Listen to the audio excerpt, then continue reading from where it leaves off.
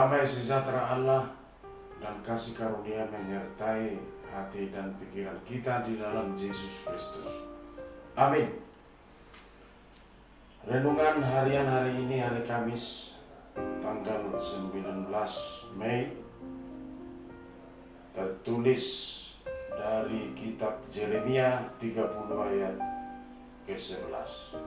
Demikianlah firman Tuhan. Sebab aku menyertai engkau, demikianlah firman Tuhan, untuk menyelamatkan engkau. Segala bangsa keantaranya engkau kuserahkan dan kuhabiskan, tetapi engkau ini tidak akan kuhabiskan. Aku akan menghajar engkau menurut hukum, tetapi aku sama sekali tidak memandang engkau tak bersalah. Demikian firman Tuhan. Ada peribahasa Indonesia yang mengatakan, pengalaman itu adalah guru yang baik. Apalagi tentang penghayatan kita terhadap kuasa Allah. Pengalaman itu menjadi indikasi yang objektif. Dan bagaimanapun hidup kita orang Kristen di dunia ini, tidak mungkin orang Kristen berani berkata, lebih banyak Tuhan membuat sesuatu hal yang mengganggu kehidupan kita, atau Allah berbuat negatif terhadap kehidupan kita itu. Apapun alasannya, sesuai dengan keberimanan kita, tidak mungkin Allah lebih banyak berbuat yang kurang atau yang menjadi pergumulan hidup kita sehari-hari. Allah itu tetap baik. Ini suatu patron orang beragama. Karena tidak ada kamus bagi kita orang percaya Allah itu jahat. Tidak ada seperti itu. Maka tidak hanya berupa kata-kata mutiara. Kalau firman Tuhan mengatakan Tuhan itu baik, walaupun bangsa Israel sering tidak yakin dan tidak percaya kepada Tuhan, tetapi Tuhan tidak sefatal itu membalaskan ketidakyakinan mereka. Walaupun mereka harus menjalani pembelajaran, bahkan walaupun mereka menjalani hukuman daripada Allah. Walaupun bangsa Israel tidak taat kepada Tuhan, kesulitan Israel tidak pernah diperhitungkan sebagai hukuman yang abadi. Walaupun mereka tidak taat, kesulitan itu tetap direspon Allah sebagai sesuatu yang penting demi keselamatan umatnya.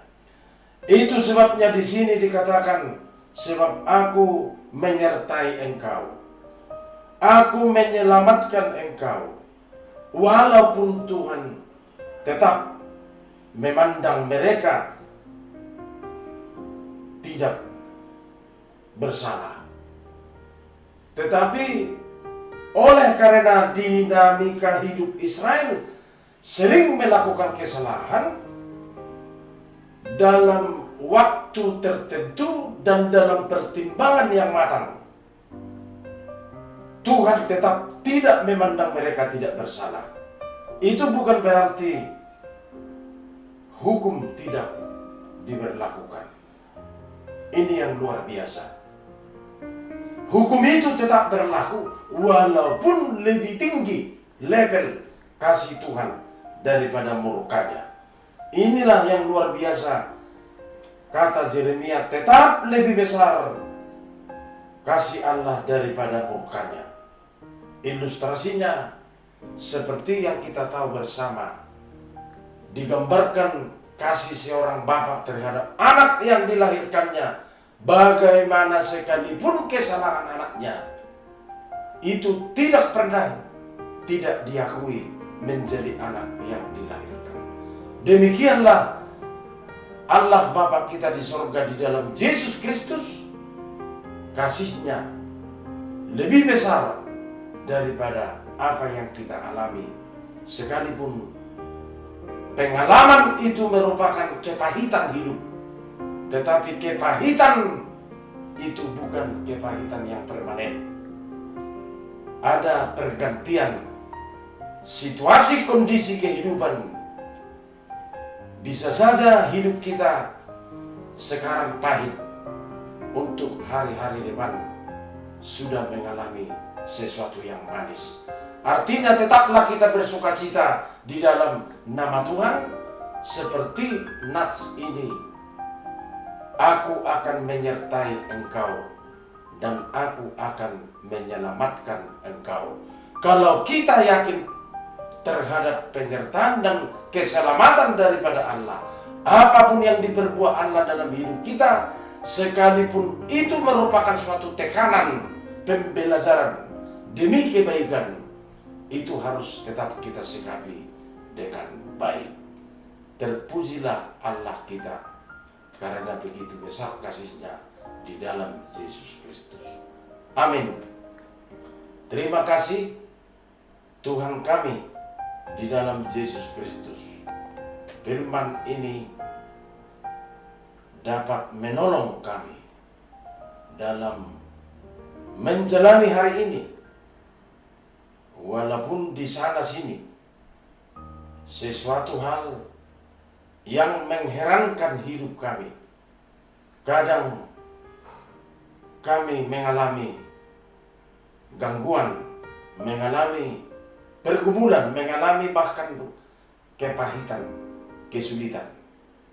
Tetapi firman ini berbicara seperti umat Israel, sekalipun dihukum, tetapi tidak lebih besar murka Tuhan daripada kasih-Mu. Disitulah kami dapat menyadari bahwa penyertaan Tuhan tetap sepanjang masa. Keselamatan itu ada bukan karena kami mengalami kepahitan, tetapi justru supaya kami tetap berada dalam perubahan. Terpujilah nama-Mu, berkati kami yang mendengar firman ini. Pada saat kami mengerjakan pekerjaan kami hari ini, biarlah firman ini juga dapat menjadi sesuatu yang mempengaruhi pikiran, hati, dan perbuatan kami. Tuhan tetap baik kepada kami, umat yang percaya kepada-Mu. Kami serahkan hidup kami hari ini ke dalam pengasihan-Mu. Lebih besar kasih-Mu daripada murka-Mu. Hanya di dalam nama Yesus Kristus kami berdoa. Anugerah Tuhan Yesus Kristus, kasih setia Allah Bapa, persekutuan Roh Kudus menyertai kita semuanya. Amin.